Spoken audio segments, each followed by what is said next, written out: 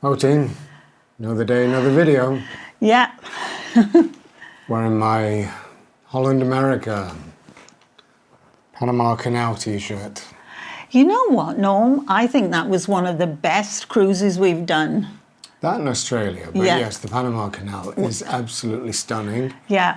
Takes the whole day to transit from about 5 in the morning till 5 in the afternoon.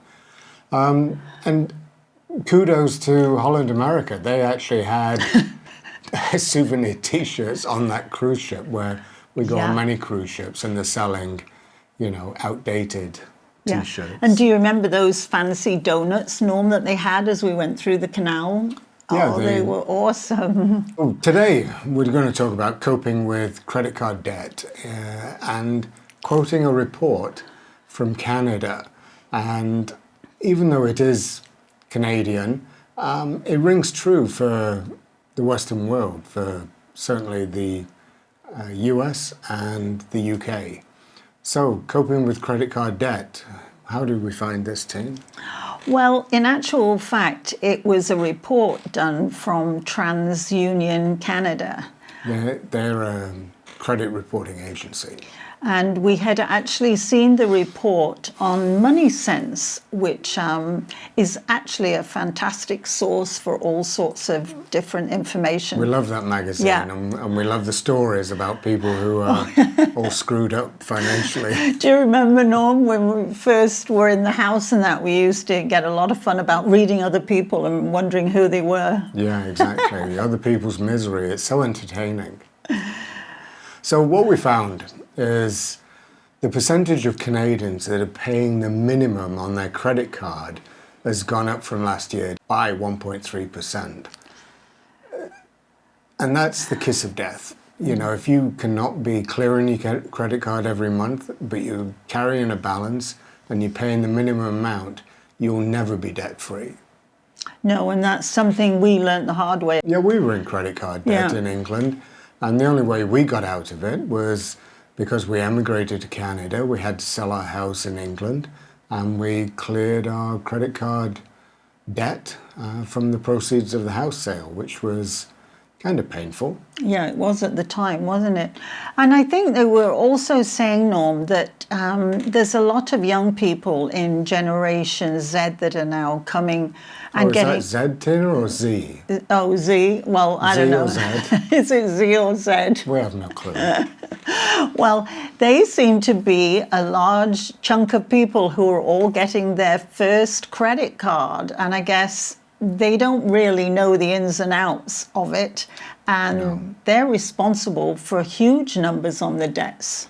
Yeah, they've had a surge of 30% in debt. Yeah. So it seems as though they're not prepared financially. A lot of these credit cards, just like with our children, were given out at university, which is probably the worst place to give a credit card to, because they love to go off and party.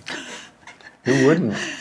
And I guess they don't realise that they should actually pay the credit card off, do they? So I guess they're a big chunk just paying the minimum payment. And the generation that's being really squeezed at the moment through financial policies from the federal governments are the Millennials. Yeah. Their percentage of debt in total represents 38% of all credit card debt in the country.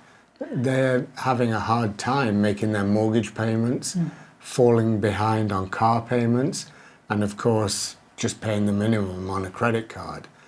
Well, when you think about it, Norm, with the huge rise in interest rates, if your mortgage has gone up a few hundred per month or something, they're saying that they're trying to pay the mortgage first, then, as you say, the car loan, then there's nothing left over to clear the credit card. And seniors aren't immune to this either. No. Seniors in Canada, 70 plus, are carrying, around 11% of them are carrying mortgage and credit card debt on average of $217,000.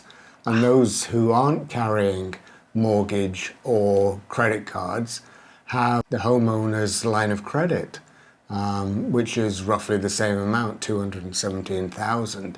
So there's a lot of 70-year-olds who are carrying a considerable amount of debt. But there are solutions, Steen. Yes, there are. And I guess one of the biggest solutions is transfer this debt to a low interest credit card. We all see those bargains Yeah. coming out, offering you a low interest credit card with free balance transfers. Well, if you're really in debt, you could look at taking those. Oftentimes they come with a 0% interest for the first year, which would save you a huge amount of money. But if you're not looking to pay that credit card debt off, then it's pointless taking those offers. That's very true. Another plus is that perhaps on the second year it would be a lot lower than the interest rate that you're probably currently paying. There's a lot to be said Yeah. that if you're in credit card debt, just take your credit card and put it in a glass of water and put it in the freezer so you can't get hold of it. The other thing is transfer to a line of credit. And in actual fact, that is another great idea because the interest rates on lines of credits are a lot lower than the actual credit cards. Yeah. The credit card can be around, well, actually nowadays, most of them are around 20%. Whereas on a line of credit, I don't know, maybe Norm around 6 or 7%, something like that. Something like that. So that could save you quite a lot of money. And instead of doing just the minimum payment, you can be paying in big chunks at a time on your line of credit to help get rid of it that way. The other thing is just reduce using your credit card. Yeah. One of the tests that they did, a psychological test, was taking people's credit card away and giving them a few $100s in cash in their wallet and then letting them go and spend. And the vast majority of people who had cash that went to buy something in the end didn't buy it because there was that immediate transfer and loss of cash, and they didn't think the value was worth it. Whereas on a credit card, there is no transaction other than just tapping your card on a machine. So there's no sensation of loss of money. So that's what we would say is maybe if you're in debt with credit cards, start using cash instead so that you're not racking up any future debt. I think that's a great idea, Norm, because these two solutions that they've come up with are really just temporary fixes. It's kind of like putting a Band-Aid on the problem. It solves it for a little bit, but you've got to solve the bigger problem, haven't you, which is the credit. And Yeah. really the way around that, and you know that we're big fans of budgeting, is to sit down and write a budget and to cut your expenses, to live within the budget so you're not using the credit card to bail yourself out. That's what we were doing in England. Yeah. Our mortgage was too high and we were bailing our monthly expenses out on the credit card till it got to the stage where it was unsustainable. Yeah, I remember. I mean, it wasn't fancy things, was it, Norm? It was utility bills that we were paying on the credit card, right? And then not clearing them. So it's really not a good direction to be going in, is it? If you do like stories like this, we would appreciate if you'd consider subscribing to our channel and pressing the notification bell and giving us a thumbs up, sharing it with your family members. Maybe some of them are struggling with credit card debt. And we also think that if you've enjoyed stories like this, I'm going to link to another one that we've done, very similar, just here, that we think you might enjoy. So we hope that everybody is keeping well. And staying safe. Until the next time.